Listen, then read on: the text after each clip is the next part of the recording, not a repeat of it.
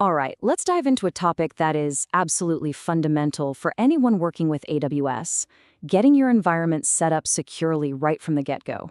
Seriously, getting this right from day one is going to save you a world of pain later on. So let's get right to it. Okay, so you did it. You went through the sign up, you've got your shiny new AWS account, and you are ready to start building something awesome.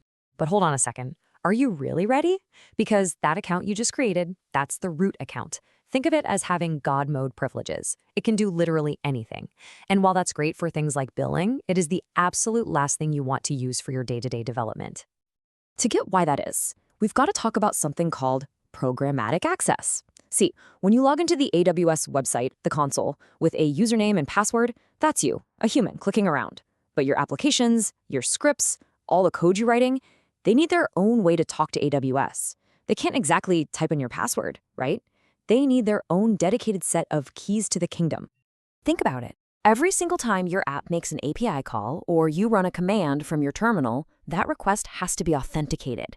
It needs to be digitally signed to prove to AWS who's making the request and whether they have permission to do what they're trying to do. Without that signature, AWS just sees some anonymous, untrusted request and slams the doors shut. Access denied. So the big question is, how do our applications actually sign these requests? Well, this is where access keys come into the picture. The easiest way to think about them is as the username and password, but specifically for your application. They are the credentials that grant your code access to all your AWS resources. Now, what's really important to understand is that an access key isn't just one thing. It's a pair of credentials that have to work together. You get an access key ID and a secret access key. These are considered long-term credentials, they're tied to a specific user, and they are basically the bedrock of programmatic security in AWS. And this comparison here breaks it down perfectly. The access key ID is basically public. It's like a username. It just tells AWS who is making the request. But the secret access key, that is a whole different story. That thing is completely private and confidential. It's the password. It's the secret ingredient that proves the request is legit. You can share the ID, but you guard that secret key with your life. Which brings us to your responsibility in all this. That secret access key is your private credential. You must never, ever, ever embed it directly into your code. And you must never, ever commit it to a public place like GitHub. You know why? Because there are bots constantly scanning for these things. And if they find yours, you could wake up to a massive bill from someone who's been mining crypto on your account. Always use secure methods like environment variables or a proper credentials file. Okay, enough of the scary stuff. How do we actually create these keys the right way? For that, we turn to the main tool for the job, the Identity and Access Management Console, or as everyone calls it, IAM. This is your command center for creating users, managing permissions, and generating the access keys they're gonna need. Now, the central puzzle we're trying to solve in IAM is this. How do we give our developers and our applications the permissions they need to do their jobs without giving them so much power that one little mistake or a security breach becomes a total catastrophe? The answer, and the golden rule here, is the principle of least privilege. The absolute best way to manage permissions is with groups. Instead of assigning rules to each user one by one, which is a nightmare, by the way, you create a group for a role, like developers. Then you attach a policy to that group, which is just a document that spells out exactly what they can and can't do. It makes managing everything so much simpler, especially as your team grows. And once that group is set up, creating a new user is a piece of cake. You give them a name, and this is the crucial step. You select programmatic access as the access type. That's the magic button that generates their keys.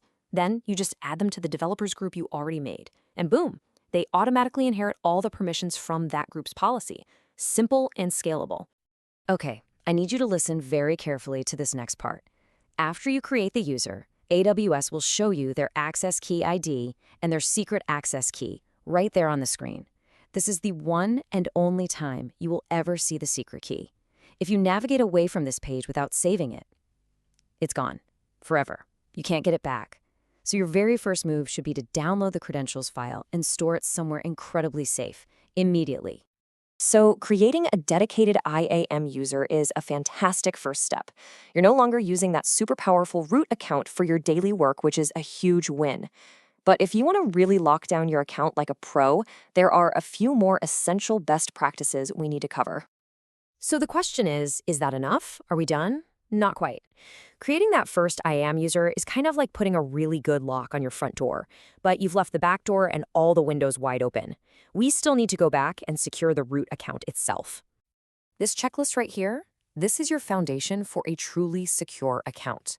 First thing, delete your root access keys. You should never, ever need them. Second, and this one is completely non-negotiable, activate multi-factor authentication, or MFA, on your root account. From now on, you use your IAM users for everything. And of course, always apply that principle of least privilege. And finally, a simple habit, log out when you're done. So what is MFA? Well, it's just an extra layer of security. It means you need more than one thing to prove who you are. Not just something you know, like a password, but also something you have, like your phone. You can use a free app like Google Authenticator that generates a new 6-digit code every 30 seconds. This means an attacker would need both your password and your physical phone to get in, which makes your account dramatically more secure. You know, this quote really gets to the heart of what cloud security is all about. Amazon is responsible for securing the physical data centers, the hardware, the network. That's security of the cloud.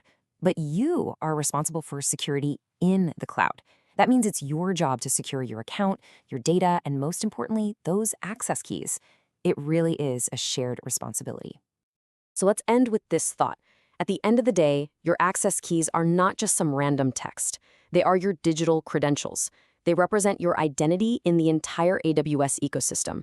They are, quite literally, the keys to your kingdom. And so the question you should always be asking yourself is this: are they secure?